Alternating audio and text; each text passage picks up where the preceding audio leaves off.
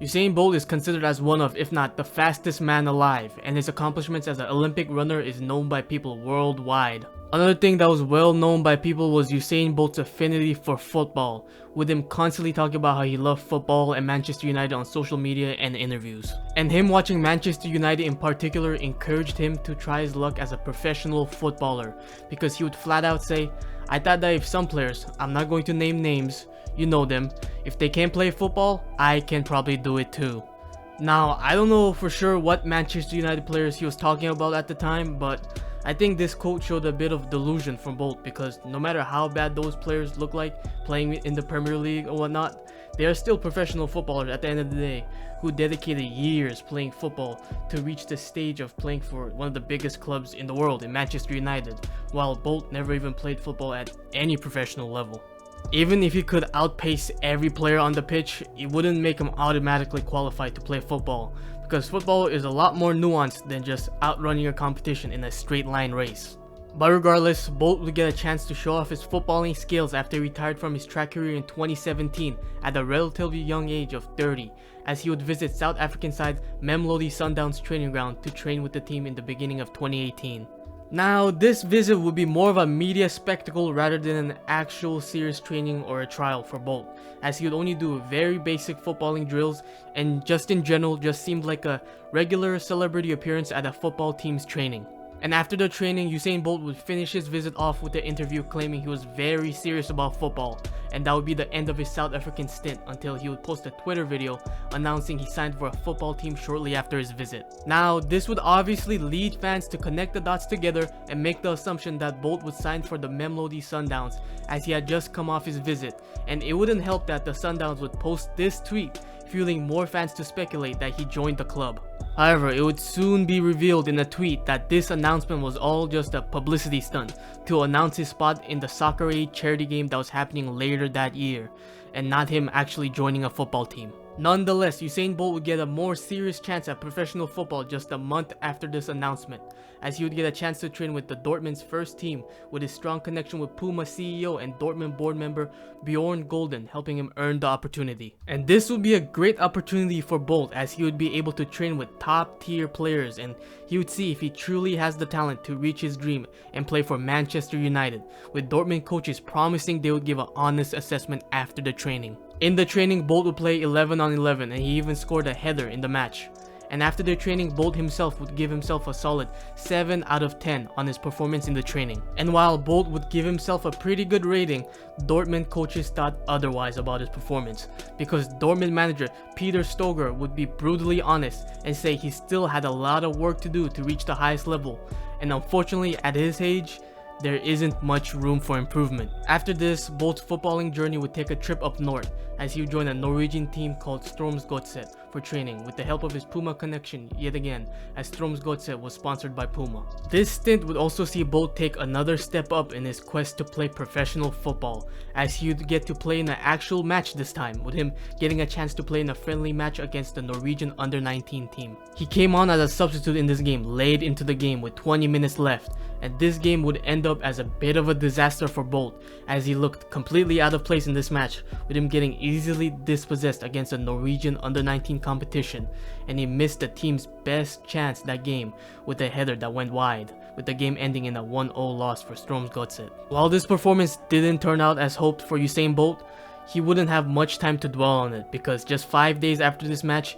he would play in another match, this time in the Soccer Aid Celebrity Charity match for the World 11 team. In the match, Usain Bolt would use his pace to get some great chances to score, but he wouldn't be able to convert any of them until he scored his team's first penalty in the penalty shootout that would see England close the game out 4-3. And after this game, Usain Bolt would stay teamless until a brand new opportunity would pop up, this time in Australia. The Australian Football League was a league that was in desperate need of promotion and star power, but since they can't attract any traditional football stars to their league, they would have to think outside the box. And ultimately, it would be the Australian football agent Tony Rallis who came up with the idea to bring Usain Bolt to the A-League. And he would work to make this happen by reaching out to Usain Bolt's management about the idea of A-League, and soon they would work together to find a team. Eventually, the Central Coast Mariners would step up to the plate and offer Usain Bolt a trial, which would form a symbiotic relationship between the two parties, with Usain Bolt being able to play in a league and team that would take him serious, and the A-League and Mariners would bring in a star that would draw thousands of eyes to their league and team. After signing with the Mariners, Usain Bolt would soon make his debut in a friendly match against the Central Coast Select team, as he came on as a substitute with 19 minutes left in the game. And in this match, Bolt wouldn't fare too well because he looked very clumsy and seemed like he lacked very basic ball control and dribbling skills to succeed as a professional. And not only that, his touch seemed like it was very all over the place. But one of the most crucial skills that he seemed like he was lacking was his positioning, or lack thereof, because it seemed like he was always just a step or two off of where he should be in the football pitch. Regardless, Usain Bolt would get more than 20 minutes to prove his worth his next game, because he would start in a match against MacArthur Southwest United, a team made up of players from the MacArthur region just for this match. And in this 90-minute showing, he looked better than he did last match because he would score 2 goals in this match, one of them being a nice left-footed strike with the defender on him, and the second being a tap-in from a defensive blunder where the defender took out their goalkeeper. And while this match would still see red flags from Usain Bolt that was noticed in his first game, with it being clear he still had a decent way to go to become a professional, his 2-goal performance still drew in a decent amount of hype. This hype would eventually culminate in Usain Bolt receiving an offer to join the Maltese club called Valletta, who had recently been taken over by UAE investors that promised to invest to raise the stature of the club. And while this would be a chance for Usain Bolt to finally become a full-fledged full-time professional footballer, he would turn this opportunity down because the club wasn't willing to offer what Usain Bolt was looking for in terms of salary. So after this, he would stay with the Central Coast Mariners and would soon start negotiating for a contract to become a full-time member of the squad. And eventually, he would receive a contract to join the team, but this news wouldn't be well received by everybody. When the news broke out Usain Bolt received the offer to join the team, Perth Glory forward Andy Kyo made a scathing comment, saying Bolt had a touch of a trampoline, and that he wouldn't be able to make it in the AFL, with it being a kick in the teeth to professionals if Bolt joined the club. Not only Kyo, but also Brisbane Roar striker Adam Taggart would say that he would rather a young player who worked their whole life to attempt to become a professional footballer get a spot on the team rather than Bolt, who just started training for football a year ago. Nevertheless, the negotiations would continue, but ultimately the talks would break down, with both sides being far off in what they wanted, as Mariners would only offer $150,000 contract for a year, but Bolt would want 20 times that amount and $3 million a year. After the talks broke down, Usain Bolt would leave the club, and right after leaving the club, he would make an honest admission saying playing professionally in Australia was a bit harder than he expected. And after leaving the club, his pursuit of becoming a professional footballer will ultimately end, and that would be the end of that. And nobody could really fault Bolt for attempting to chase his dream, because at the end of the day, it seemed like Bolt was well aware of his shortcomings as a footballer and bowed out of the game gracefully. But Bolt's footballing saga would get revived just a year after Bolt's retirement from football, as he would say he didn't get a fair chance in football in an interview, and later would also say this about his time in playing for the Central Coast Mariners in Australia. You got any trials on the? Because I know you've been training. No, I did it for a while, but I think I made a mistake at the start. When I retired from track and field, I was like, you know what, let's go into football. I didn't want to stay in Europe because I understood that the media was going to be all over it. Yeah. You know what I mean? So I went to Australia, but the level in Australia wasn't good. You know what I mean? I should have stayed in Europe. So after a year, after I tried, I was like, you know what, let's just move on from that. So I kind of just moved on. So I'm doing music now. Oh, really? This response would anger many Australian football fans and journalists, as the people who watched him would say things like, he looked like a drunk giraffe on ice.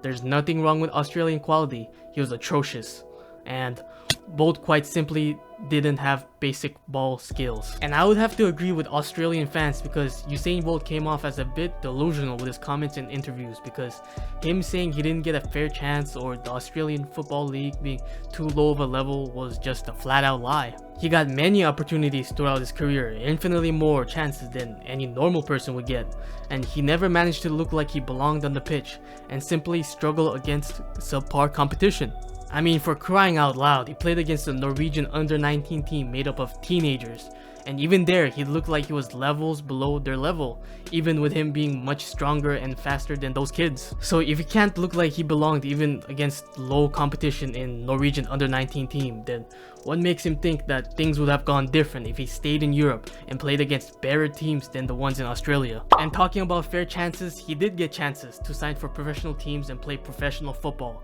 but he turned both offers offers down from Valletta and the Central Coast Mariners because he wanted more money. So if he really was dedicated and wanted to play professional football, he could have, but he chose not to. Also, if we talk about his skills as a footballer, the biggest reason why people had interest in him playing football was his pace. But he wasn't even that fast as a footballer, and what I mean in that is that unless he had huge room to run without the ball, he didn't look fast, because if he had to dribble a ball